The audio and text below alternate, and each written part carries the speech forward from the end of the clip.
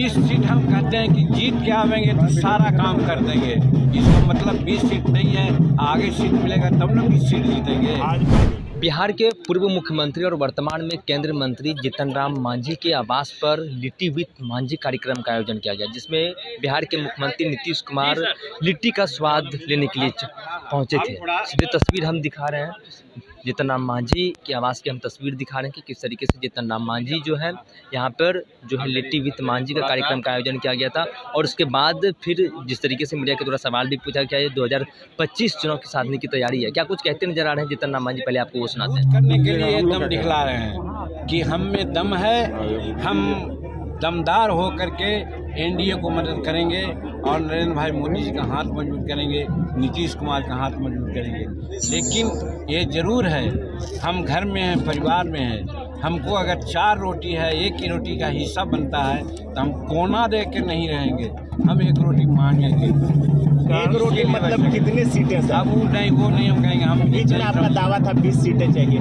20 seat हम कहते हैं कि जीत के आवेंगे तो सारा काम कर देंगे। इसका मतलब 20 सीट नहीं है, आगे सीट मिलेगा तब ना 20 सीट जीतेंगे। भाजपा के लोग कह रहे हैं कि मांझी जी को फोरम पर बात करना चाहिए, मीडिया में बात नहीं करना। हम कहाँ मीडिया में बात कर रहे हैं, हम तो अपने लोगों को कह रहे हैं कि तुम लोग एकत्रित हो और एनडीए को वोट दो, जहाँ हमको सीट मिले वहाँ कड़ाही साहब को वोट करो ताकि 20 सीट लेकर के आवे। सर, इस बजट में बिहार को क्या खास मिला सर? एनडीए नेताओं को अपने आमंत्रित। एक परंपरा रही है यहाँ पर चूड़ा दही का, खिचड़ी का और उसके बाद लिट्टी चोखा का।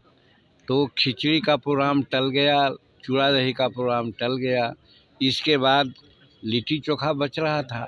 तो लिट्टी चोखा के लिए माननीय महामहिम से और माननीय नीतीश कुमार जी से समय लिया, आज का समय उन्होंने दिया था और आज उसका आयोजन हो रहा है। माननीय नीतीश कुमार आकर के चले गए, बहुत अच्छा वातावरण में, खुशनुमा वातावरण में सब लोगों से बातें हुई और हमको ऐसा एहसास हुआ कि जिस पर्पज़ से मिलने जुलने के पर्पज़ से हम लोग किए थे वो सफल रहा। और अभी 6:30 में महामहिम राज्यपाल भी आ रहे हैं। बजट कैसा रहा बिहार के लिए, इससे उत्साहित हैं आप लोग? हम समझते हैं बजट बिहार के लिए, माननीय प्रधानमंत्री जी ने कहा था कि नीति आयोग ने तय कर लिया है कि हम विशेष राज्य का दर्जा नहीं देंगे, लेकिन नॉर्थ ईस्ट के स्टेट में जिसमें बिहार भी आता है उसके विकास के लिए कोई भी कसर हम छोड़ेंगे नहीं। और इसी परिप्रेक्ष्य में गत साल का भी बजट बिहार के लिए बहुत अच्छा था, इस बार भी बहुत अच्छा है।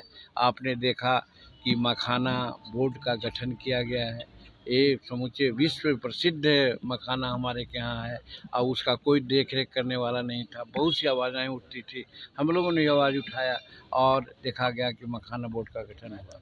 आप देखा हो कि कोसी नदी है, कोसी नदी के जितने भी वितरणी हैं उसका रख रखाव और किसी प्रकार के ये के चलते बहुत तरह की बात होती थी, उसके लिए एक अच्छी योजना बनाई गई है, उसको देखा जाएगा।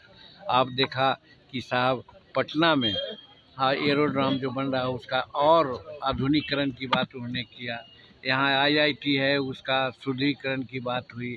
तो इस तरह से बिहार के लिए जब ये बातें हो रही थी, समूचे पार्लियामेंट के लोग यही कर रहे हैं कि ये सब बिहार का बजट है, सब बिहार का बजट है। तो कहने का मतलब है कि आज विरोधियों का मुंह बंद कर दिया नरेंद्र मोदी जी ने कि जो अभी कहते हैं कि बिहार को विशेष राज्य का दर्जा नहीं दिया गया, ये काम करके जो विशेष राज्य का दर्जा में नहीं होता उससे ज़्यादा नरेंद्र मोदी जी ने बिहार के लिए दिया है। यह बिहार के लिए सौभाग्य की बात है और बात सही है, साबित कर दिया कि विकसित भारत जो 2047 में बनाने की बात है उस ओर के लिए एक जो बजट है बहुत सापेक्ष बजट है, बहुत सारगर्भित बजट है। इसमें किसानों का, मजदूरों का, छोटे छोटे वेंडरों का और फिर वैसे लोगों को जो पलायन करते हैं उनको रोकने का भी इसमें इंतजाम किया गया है। कोई शौकवश पलायन कर सकता है, आवश्यकतावश पलायन नहीं कर सकता है। तो इस तरह का यहाँ बिहार का बजट है, ये बहुत अच्छा बजट है, बिहार को इससे बहुत फायदा होगा, बिहार आगे बढ़ेगा। 2025 में इसका फायदा मिलेगा आप लोगों को? 2025 को लेकर भी चर्चा हुई, मुख्यमंत्री नीतीश कुमार आए, सीट के ऊपर चर्चा भी हुई क्या? देखिए नहीं, ये राजनीतिक बात यहाँ पर नहीं होती है, राजनीतिक बात आप लोग कर लेते हैं।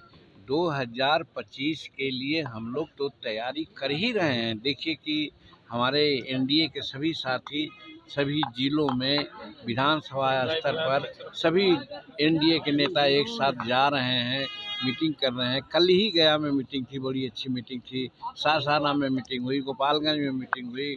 तो इस तरह से मीटिंग का एक दौर चल रहा है और चट्टान की तरह एनडीए के पांचों यूनिट सब साथ हैं और 2025 का लक्ष्य है हम लोग का कि 225 सीट जीतेंगे और नीतीश कुमार जी को हम लोग बिहार का पुनः मुख्यमंत्री बनावेंगे। ये हम लोगों का संकल्प है। लिट्टी के बहाने 2025 साधने की तैयारी है।